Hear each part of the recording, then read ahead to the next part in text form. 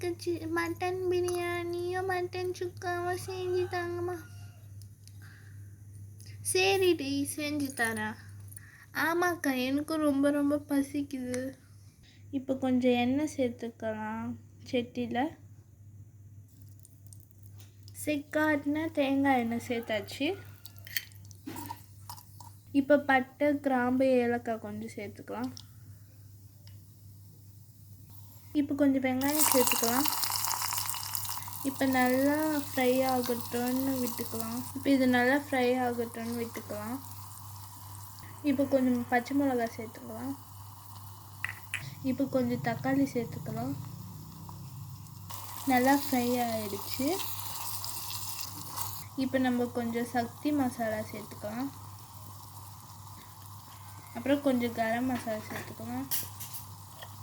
அப்புறம் கொஞ்சம் உப்பு சேர்த்துக்கலாம். இப்போ இது நல்லா கலக்கி விட்டுக்கலாம். பாருங்கள், இது நல்லா ஃப்ரை ஆகிடுச்சு. இப்போ இது இஞ்சி பூண்டு பேஸ்ட்டு சேர்த்துக்கலாம். அவ்வளோதான், நல்லா கலக்கி விட்டுக்கலாம்.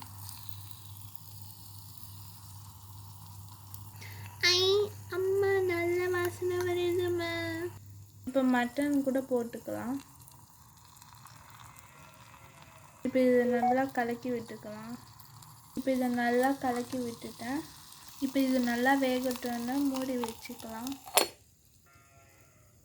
அம்மா அம்மா எனக்கு ரொம்ப பசிக்குதும்மா, சீக்கிரம் செஞ்சு தாங்கம்மா. இருடி, அது கொஞ்சம் நேரம் வேகட்டும். ஆமாக்கா, மித்ரா சொன்ன மாதிரி எனக்கும் ரொம்ப ரொம்ப பசிக்குதுக்கா, சீக்கிரம் செஞ்சு தாங்க. அவ்வளோதான், வெந்துடுச்சு. இப்போ தண்ணி கொஞ்சம் ஊற்றிக்கலாம்.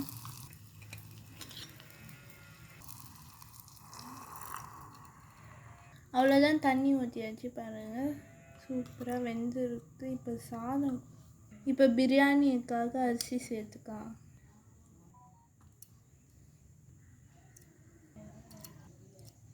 இப்போ இன்னொரு அடுப்பில் மட்டன் சுக்கா செஞ்சுக்கலாம்.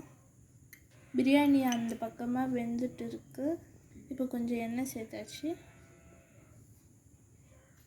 அவ்வளோதான், சூடாயிடுச்சு. இப்போ கொஞ்சம் வெங்காயம் போட்டு சேர்த்துக்கலாம். இப்போ தக்காளி கொஞ்சம் சேர்த்துக்கலாம். இப்போ இதை நல்லா கலந்து விட்டுக்கலாம். இப்போ இது நல்லா ஃப்ரை ஆகட்டும்னு விட்டுட்டு போய் பிரியாணி பார்க்கலாம். இப்போ இது நல்லா கொதிச்சுட்டு இருக்கு. இப்போ இது வேகட்டும்னு மூடி வச்சுக்கலாம். இப்போ இது நல்லா வேகட்டும்னு விட்டுக்கலாம். பிரியாணியும் நல்லா வெந்துட்டு இருக்கு.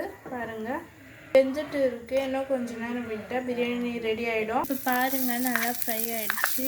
இதுக்குள்ளே மசாலாலாம் சேர்த்துக்கலாம். இப்போ கொஞ்சம் உப்பு சேர்த்துக்கலாம். இப்போ மிளகாத்தூள் சேர்த்துக்கலாம். இப்போ கரம் மசாலா சேர்த்துக்கலாம்.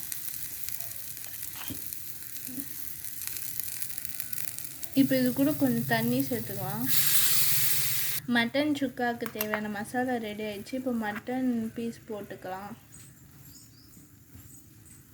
அவ்வளோதான், சேர்த்தாச்சு. இப்போ நல்லா கலக்கி விட்டுக்கலாம்.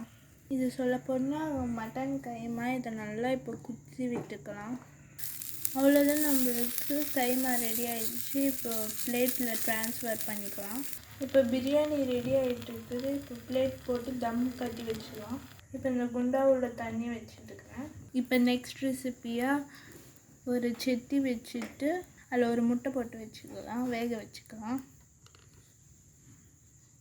அவ்வளோதான், மட்டன் பிரியாணி ரெடி ஆகிடுச்சு. இப்போது டபராவில் எடுத்து போட்டுக்கலாம். அவ்வளோதான், மட்டன் சுக்காவும் ரெடி ஆகிடுச்சு. இப்போ இது மேலே வச்சுக்கலாம்.